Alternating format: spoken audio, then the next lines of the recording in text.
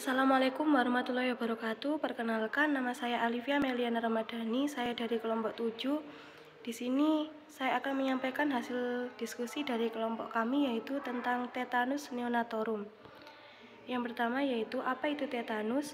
Tetanus adalah penyakit dengan tanda utama kekakuan otot atau spasme tanpa disertai gangguan kesadaran. Gejala ini bukan disebabkan kuman secara langsung, tetapi sebagai dampak eksotoksin atau tetanoplasmin yang dihasilkan oleh kuman pada sinaps ganglion, sambungan sumsum tulang belakang, sambungan neuromuskular, dan saraf autonom. Kemudian untuk epidemiologinya yaitu tetanus pada anak tersebar di seluruh dunia, terutama pada daerah risiko tinggi dengan cakupan imunisasi DPT yang rendah. Angka kejadian pada anak laki-laki lebih tinggi akibat perbedaan aktivitas fisiknya. Tetanus tidak menular dari manusia ke manusia, menurut Departemen Kesehatan Republik Indonesia 2008. Di negara berkembang, mortalitas tetanus melebihi 50% dengan perkiraan jumlah kematian 800.000 sampai 1 juta orang per tahun. Kemudian sebagian besar daripada neonatus, diperkirakan sebesar 248.000 kematian per tahun. Untuk etiologinya sendiri yaitu tetanoplasmin yang dihasilkan oleh Clostridium tetani pada masa neonatal. Tetanus kebanyakan terdapat pada anak-anak yang belum pernah diimunisasi dan dari keluarga yang belum mengerti pentingnya imunisasi. Kemudian, umumnya infeksi terjadi akibat proses partus dan penanganan tali pusat yang kurang steril. Kemudian untuk manifestasi klinisnya yaitu masa inkubasi penyakit ini adalah antara 3 sampai 21 hari, rata-rata 7 hari pada 80 sampai 90% penderita. Gejala muncul 1 sampai 2 minggu setelah terinfeksi. Kemudian selang waktu sejak munculnya gejala pertama sampai terjadinya spasme pertama disebut periode onset. Periode onset maupun inkubasi secara signifikan menentukan prognosis. Makin singkat periode onset kurang dari 48 jam dan periode inkubasi kurang dari 7 hari menunjukkan makin berat penyakitnya. Kemudian untuk pathway-nya sendiri, imunisasi tetanus tidak dilakukan pada ibu. Antibodi spesifik yang mempunyai peranan penting dalam perlindungan terhadap tetanus tidak terbentuk. Kemudian pertolongan persalinan tidak memenuhi syarat, perawatan tali pusat tidak steril. Pertolongan persalinan tidak memenuhi syarat yaitu membentuk toksin, kemudian terjadilah tetanus neonatarum. Selanjutnya untuk pathway-nya bisa dipahami sendiri ya. Selanjutnya yaitu derajat penyakit tetanus. Yang pertama yaitu derajat 1 atau derajat ringan.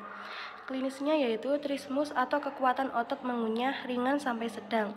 Kemudian spastisitas general tanpa gangguan pernafasan, tanpa spasme, sedikit atau tanpa disfagia. Kemudian derajat 2 atau sedang yaitu trismus sedang, rigiditas yang nampak jelas, kemudian spasme singkat ringan sampai sedang, gangguan pernafasan sedang, RR kurang lebih 30 kali per menit, kemudian disfagia ringan. Selanjutnya yaitu derajat 3 atau berat. Trismus berat, spastisitas generalisata, spasme refleks berkepanjangan, kemudian RR kurang lebih 140 kali per menit, serangan apneu, kemudian disfagia berat, takikardia kurang lebih 120 kali per menit. Yang terakhir yaitu derajat 4 atau stadium terminal atau sangat berat, yaitu derajat 3 dengan gangguan autonom berat melibatkan sistem kardiovaskuler, hipotensi berat dan takikardia terjadi berselingan dengan hipotensi dan bradikardi salah satunya dapat menetap.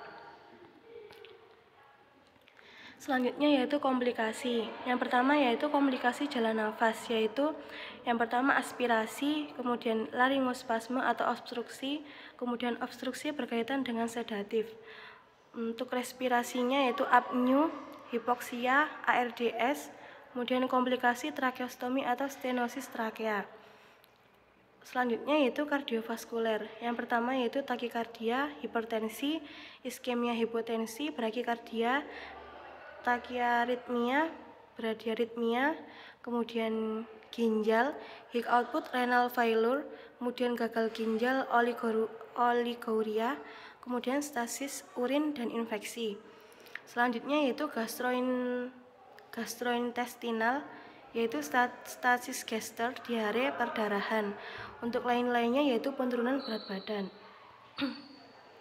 Kemudian untuk penata laksanaan, perawatan intensif terutama ditujukan untuk mencukupi kebutuhan cairan dan nutrisi, menjaga saluran nafas tetap bebas, mempertahankan oksigenasi yang kuat, yaitu berikan O2 secara rumat 1-2 liter per menit. Jika sedang terjadi kejang, jika sianosis bertambah berat, oksigen diberikan lebih tinggi sampai 4 liter per menit dan dikurangi ketika kejang telah berhenti untuk mencegah hipotermi. Kemudian perawatan puntung tali pusat untuk membuang jaringan yang telah tercemar spora dan mengubah keadaan anaerob jaringan yang rusak agar oksigenasi bertambah dan pertumbuhan bentuk vegetatif maupun spora dapat dihambat. Setelah puntung tali pusat dibersihkan dengan peritrol, dibutuhkan povidon 10% dan dirawat secara terbuka. Perawatan tali pusat dilakukan minimal 3 kali sehari. Kemudian untuk pemeriksaan penunjangnya, kita bisa melakukan pemeriksaan elektroensefalogram atau EEG, kemudian pemindaian CT, pemeriksaan darah, dan MRI atau magnetic resonance image. Kemudian untuk konsep asuhan keperawatannya, yaitu yang pertama anamnesa, identitas, nama, alamat, dan lain-lain. Kemudian keluhan utama, kemudian riwayat penyakit sekarang, riwayat penyakit dahulu, kemudian riwayat kehamilan dan kelahiran. Pada riwayat kehamilan dan kelahiran yang pertama yaitu riwayat kehamilan prenatal. Ditanyakan apakah ibu sudah diimunisasi tetanus. Kemudian riwayat natal, siapa penolong persalinan karena data ini akan membantu membedakan persalinan yang bersih atau higienis atau tidak. Alat pemotong tali pusat dan tempat persalinan. Kemudian riwayat postnatal, ditanyakan cara perawatan tali pusat, mulai kapan bayi tidak dapat menetek atau incubation period, berapa lama selang waktu antara gejala tidak dapat menetek dengan gejala kejang yang pertama atau period of onset. Kemudian selanjutnya yaitu riwayat imunisasi tetanus anak, ditanyakan apakah sudah pernah imunisasi DPT atau DT atau TT dan kapan terakhir. Kemudian riwayat psikososial, yaitu kebiasaan anak bermain di mana, kemudian hygiene sanitasi, pola pengasuhan. Selanjutnya itu pemeriksaan fisik, yaitu keadaan umum, kepala, wajah, mata, hidung, mulut, dada, abdomen, ekstremitas, integumen, dan genitalia. Kemudian pemeriksaan per sistem, yaitu yang pertama breathing, blood, kemudian brain, bladder, bowel, bone. Selanjutnya yaitu diagnosa keperawatan. Yang pertama yaitu bersihan jalan nafas tidak efektif berhubungan dengan penumpukan sekret, adanya spasme pada otot faring. Kemudian defisit nutrisi berhubungan dengan kesulitan menelan. Kemudian nyeri akut berhubungan dengan agen injuri fisik, spasme otot, gerakan fragma ulang. Kemudian untuk intervensi keperawatannya, yang pertama yaitu dengan diagnosa bersihan jalan nafas tidak efektif berhubungan dengan penumpukan sekret, adanya spasme pada otot faring, yaitu tujuan dan kriteria hasil. Dengan dilakukan perawatan 2x24 jam diharapkan bersihan jalan nafas meningkat dengan kriteria hasil, produksi sputum menurun, kemudian wheezing menurun, dyspnea menurun, sulit bicara menurun, frekuensi nafas membaik, pola nafas membaik. Untuk intervensinya kita mengambil latihan batuk efektif, yaitu untuk observasinya yang pertama identifikasi kemampuan batuk, monitor adanya retensi sputum, monitor tanda dan gejala infeksi saluran nafas, monitor input dan output cairan. Untuk terapeutiknya yaitu atur posisi semi-fowler atau fowler, kemudian pasang perlak dan bengkok di pangkuan pasien, kemudian buang sekret pada tempat sputum. Untuk edukasinya yaitu kita jelaskan tujuan dan prosedur batuk efektif, kemudian anjurkan tarik nafas melalui hidung selama 4 detik, ditahan selama 2 detik, kemudian keluarkan dari mulut dengan bibir mencucu selama 8 detik. Kemudian kita anjurkan batuk dengan kuat langsung setelah tarik nafas yang ketiga. Untuk kolaborasinya yaitu kolaborasi pemberian mukolitik atau ekspektoran jika perlu. Untuk intervensi yang kedua yaitu dengan diagnosa defisit nutrisi berhubungan dengan kesulitan menelan, yaitu dengan dilakukan perawatan 2x24 jam diharapkan status nutrisi membaik dengan kriteria hasil, kekuatan otot mengunyah meningkat, kekuatan otot menelan meningkat, serum albumin meningkat, verbalasi keinginan meningkat, nutrisi meningkat, nafsu makan membaik, membran mukosa membaik.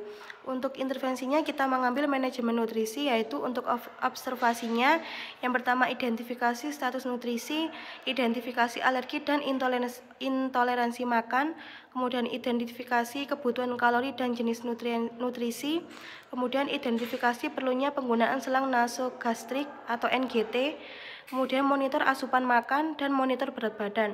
Untuk terapeutiknya yaitu lakukan oral hygiene sebelum makan jika perlu, sajikan makanan secara menarik dan suhu yang sesuai, beri makanan tinggi serat untuk mencegah konstipasi, berikan makanan tinggi kalori dan protein, berikan suplemen makanan jika perlu.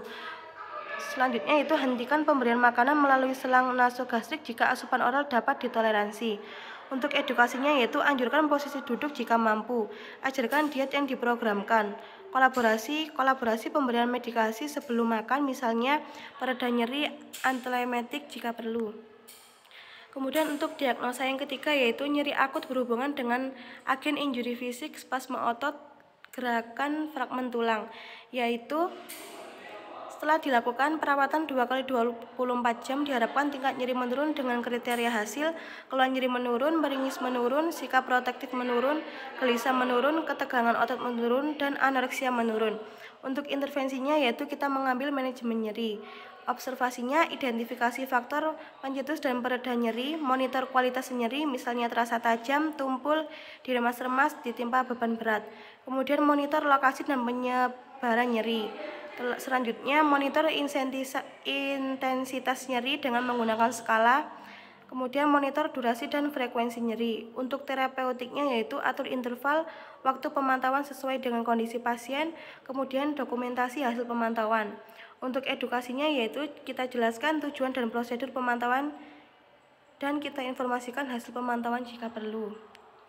Untuk implementasi keperawatannya yaitu implementasi adalah tahap ketika perawat mengaplikasikan asuhan keperawatan ke dalam bentuk intervensi keperawatan guna membantu klien mencapai tujuan yang telah ditetapkan.